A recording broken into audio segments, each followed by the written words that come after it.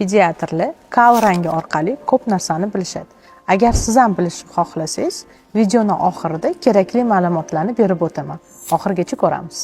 Normal holatda kal och sariq, sun'iy ovqatlanishdagi bolalarda to'qroq, jigarrang yoki ba'zida yashil tusda bo'ladi. Sog'lom chaqaloqlarda kal yumshoq, bo'tqasimon bo'ladi.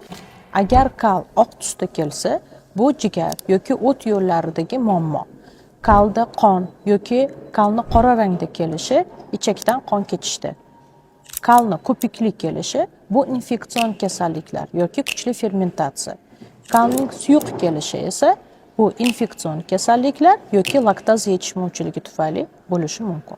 Bolaning ichi kelmasligi har doim ham qabziyat emas, balki kalning qattiq yoki yumshoqligiga qarab belgilanadi. Oz miqdorda kal bilan shilimshiq kelishi norma, ko'p miqdorda norma emas.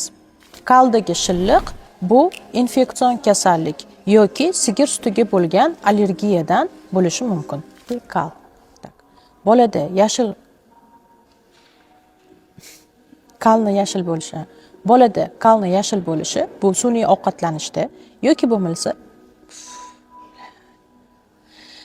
bolada yashil kal bolada yashil kal bu sun'iy ovqatlanish tufayli yoki bola fototerapiya jarayonida bo'lganda bilirubin kal orqali chiqadi va bu normal holat.